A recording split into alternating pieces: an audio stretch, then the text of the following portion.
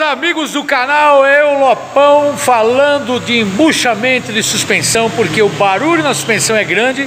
E no caso desse carro aqui, um Azira que estava com muito barulho nas bandejas, olha só como a solução é simples e você gasta menos dinheiro, muito menos do que você imagina. Acompanhe o vídeo que vai ser muito bom para seu esclarecimento. Vamos lá.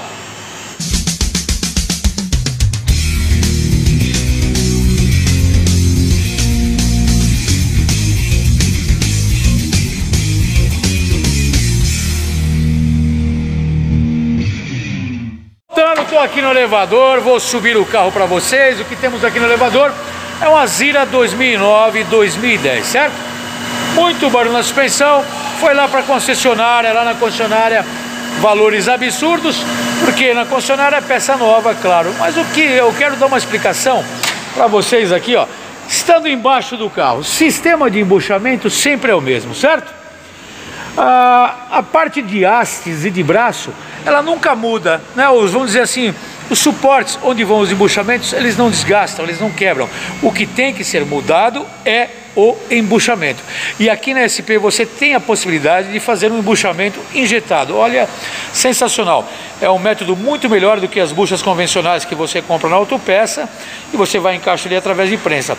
Embuchamento injetado é diferente e a durabilidade é muito melhor e o preço é quase o mesmo. Por isso, você que está vendo esse vídeo, tem um Azira, carro da linha Hyundai, não perca a oportunidade. A bandeja já não está mais aqui, né? Já tirei, tá vendo? Está desmontado aqui, ó.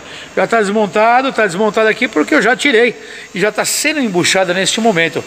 Eu quero convidar você, todo mundo que tem Azira ou carros Hyundai, quer fazer um embuchamento numa empresa que é especializada nesse tipo de embuchamento, vale a pena, meu amigo. Olha isso que eu estou te falando. Você que está com o carro, aquela barulheira na frente e atrás, dá uma passada, não precisa trocar as bandejas.